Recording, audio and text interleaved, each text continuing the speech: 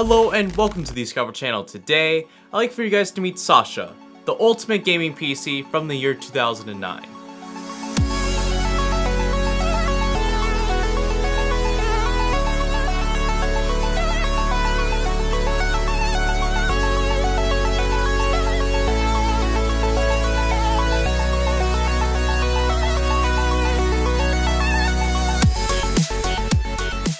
Sasha is a rare beauty that I found on Craigslist that was listed for only a mere $75, and I thought Sasha was too good to be true. Yeah, so the story on this Lee case, and I'm pretty positive it is a Lee. I can't not confirm that officially. I'm sure it is. Well, I can tell by the I'm pretty sure it's Lee just from the finish. Yeah, I mean, I'm pretty positive that it is. I haven't seen any other cases that are like this, but I have in there the Gigabyte board.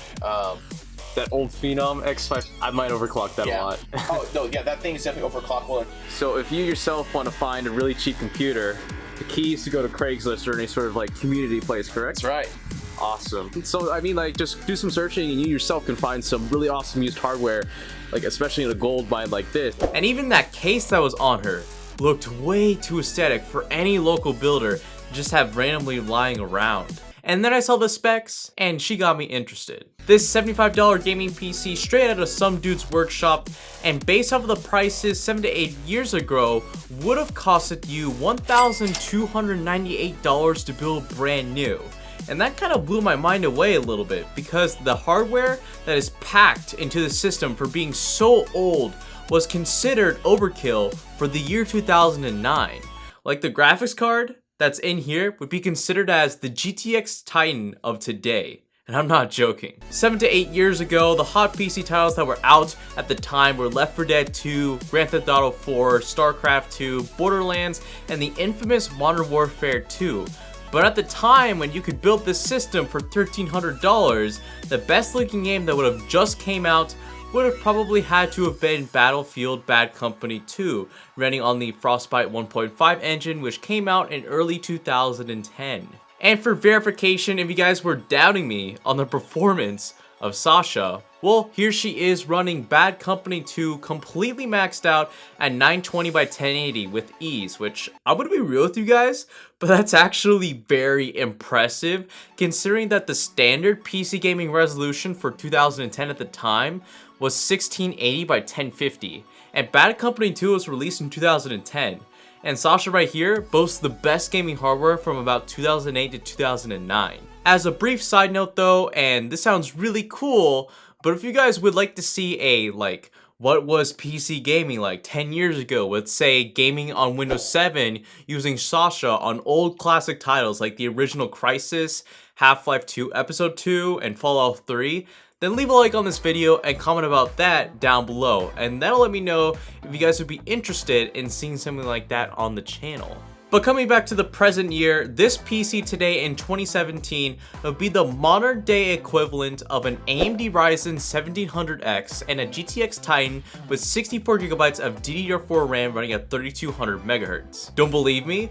Well then let's talk about Sasha's specs. Based off of the release date prices and the Newegg prices from 2009 using the Wayback Machine, Sasha sports an overclockable AMD quad-core Phenom X4 955 Black Edition processor for $245, a Gigabyte G8 AM3 ATX motherboard for $110, 8GB of G-Skill DDR2 RAM running at 1066 MHz for $300, a high-capacity 500GB SATA 2 WD AVGP hard drive for $60, a modular Thermaltake TR2 RX 700W power supply for $150, and a powerful Nvidia 9800 GTX Plus for $230, a DVD drive for $25, and with the help of the ScatterVolt Discord server, link below, the case in Sasha is a rare Superflower 201S ATX case, which actually came out in 2002 for $178, which may I say looks absolutely stunning with its chrome finish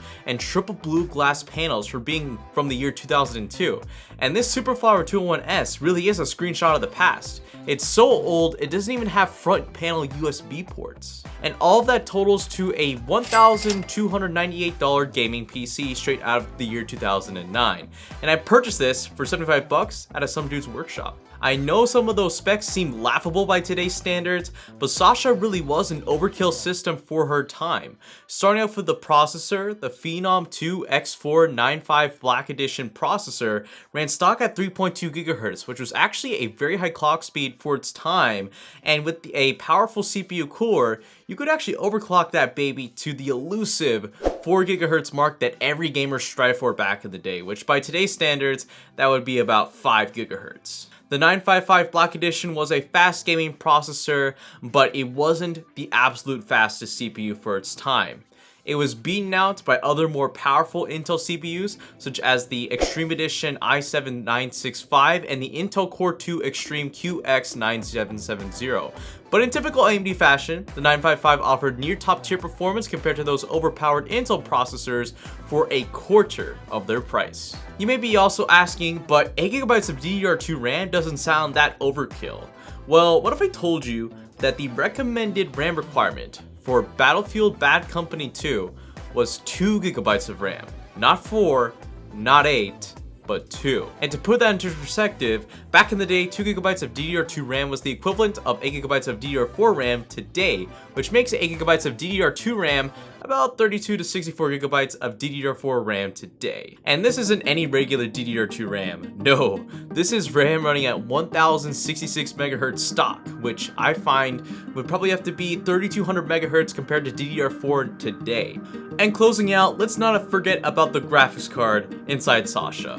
It's an Nvidia 98000 GTX Plus, aka the GTX Titan of the late 2000s, and it runs at 740 MHz, sports 128 CUDA cores, can support 3-way SLI, and offers 412 MB of DDR3 RAM. So Sasha packs a pretty big punch for the year 2009, but how will Sasha do for modern 1080p gaming in 2017? How would an overkill gaming PC like Sasha do with games released 8 years ahead of her time, such as with Players Battlegrounds Unknown or even Overwatch? Well, for that, I took some gaming benchmarks. As a quick side note though, I overclocked the Nvidia 98000 GTX Plus in Sasha to a core clock of 800 MHz and a memory clock of 1200 MHz to get as much extra FPS as I could, because let's be real, Sasha kinda needs all the help she can get. Also, I didn't overclock the CPU because Sasha is using a stock AMD CPU core, and I'm not comfortable with pushing that 955 Black Edition with a stock CPU cooler, considering how hot Sasha already gets on her own at 100% load. Lastly, I don't have a capture card that can take in a DVI input, and Shadowplay can only work on graphics cards that are GTX 600 series and above, so I recorded all these games using my good old camera pointed out my monitor. But anyways, let's get into the benchmarks.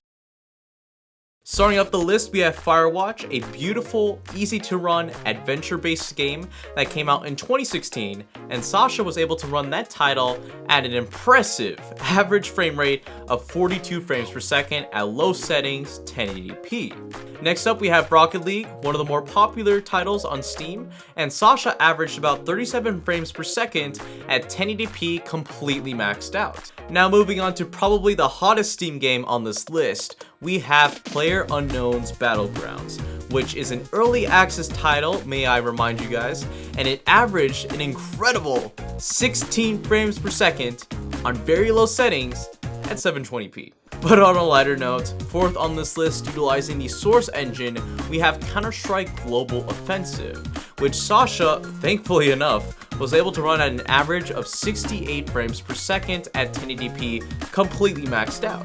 Finally, and I take back what I said earlier, we have the real hottest PC game out right now, Minecraft, and Sasha was able to run that game at an astonishing 98 frames per second, maxed out at 1080p on a custom Hunger Games server. So there we have it. That's how an overkill gaming PC straight out of 2009 would do in the year 2017. But one important lesson to take away from all of this is that there were at least 4 other big 2017 PC titles that I wanted to test out in this video, those being GTA 5, Overwatch, Battlefield 1, and Civilization 6. But due to how old the graphics card drivers are for the 98000 GTX Plus, those games simply weren't compatible on the 9-year-old graphics card. But regardless, from this video, it's safe to say that you probably shouldn't buy the most overkill of gaming PC from older times to run more modern, newer end games. Even if they're easy to run, the biggest bottleneck in these sort of systems for modern 2017 PC gaming are their graphics card drivers, simply because games nowadays are too new to be designed and optimized for such old graphics card drivers. But that doesn't mean that I'm done with Sasha. She is a beauty that will make a triumphant comeback, but for now, she needs to be put to rest. Anyways, thank you guys so much for watching the video. Make sure to like, favorite, subscribe, and all that. And this is the ScatterVolt channel, signing out.